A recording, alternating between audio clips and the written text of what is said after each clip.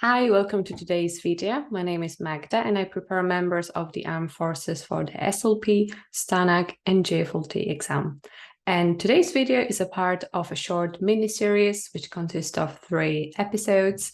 Today we are talking about 5 very common grammar mistakes that I hear my students making all the time. So I wanted to let you know that these are some of the mistakes that you definitely should avoid on your exam. So let's get straight into that. Number 1, all of the mistakes related to the word people. And this mistake happens on all of the levels. First thing is using singular verb with it. So saying things like people is, people are, remember, people are countable. Another type of mistake related to the word people is using quantifiers that are related to uncountable nouns. In normal words, saying things like little people instead of few people.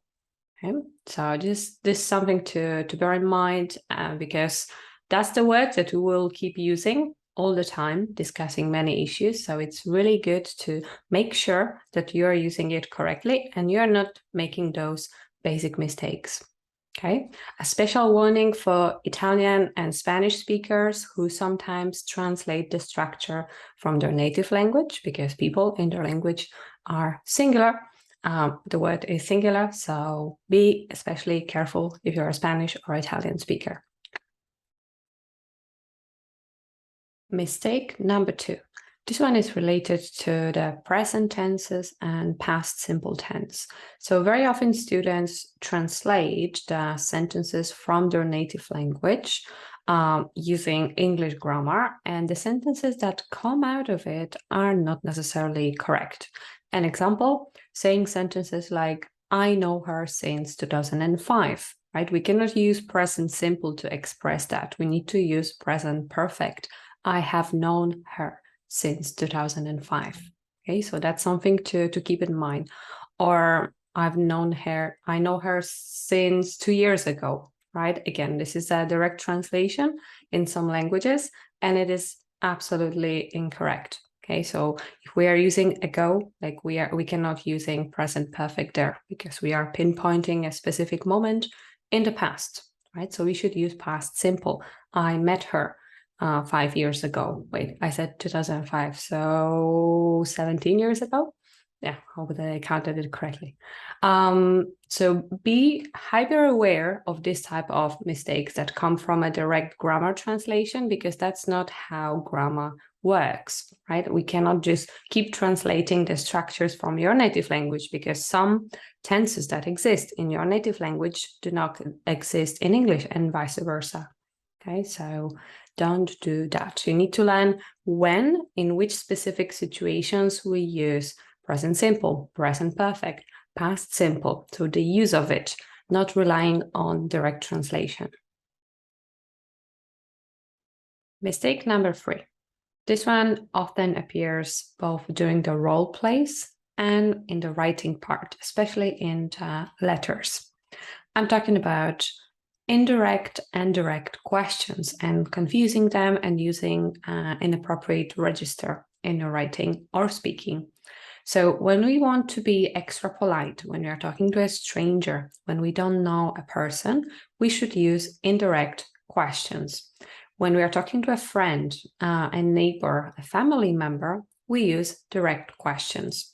The difference between them is that when we are using them, the grammar changes slightly, but you need to be aware of it and you need to use those questions correctly, because if you don't manage to do that, you will lose points for style, register, and so on. Let me give you an example. If you would like to ask about getting to a train station, if you're asking a friend, you would say something like, hey, where is the train station? Right? But if we are stopping a stranger on the street, we wouldn't say, hey, where is the train station? We are more likely to say something like, excuse me, do you happen to know where the train station is? So as you have probably noticed, I changed the order there because the direct question is, where is the station, and the indirect question, where the station is. Okay, do you happen to know? Could you please tell me where the station is? So the subject and the verb changed places. That's something that is extremely important, especially for the role plays. Okay, so be aware of that. Number 4. This one is extremely common as well, and that's confusing preposition to and for. Okay, so let me get it straight. The preposition to is used in order to express the purpose of something. For example, it's like a short version of in order to, and that's how I want you to think about it. After it, we would use a verb in order to do something. The preposition for is used in order to show the function, or in order to express purpose as well, the same as the preposition to, but if it's followed by a noun. That's an example. Let's go to have a beer. Okay, so let's go to have a beer. Okay, so I'm using a verb to have, but I could also say the same sentence. Let's have a beer. Okay, this sentence has it now. Let's go for a beer. Let's go for a beer.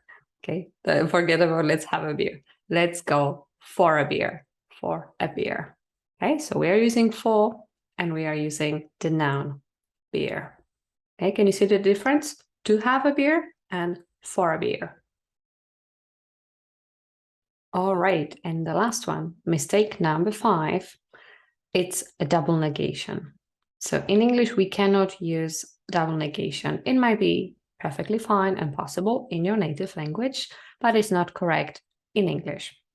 Right, what do I mean by double negation? So if there are any Game of Thrones fans here, that's an example that I always use. I want you to think about this famous scene when we hear the sentence, "You know nothing, Jon Snow." Right? So we have only one negation in this sentence, "You know nothing." So this no is our negation here, right? And so there is just one. This sentence sounds a little bit dramatic, right? Like, because it was supposed to be dramatic, like, you know nothing, right? Like, you can feel the drama in it. In a normal conversation, we would say something more like, you don't know anything, right? So my negation now appears in a form of don't.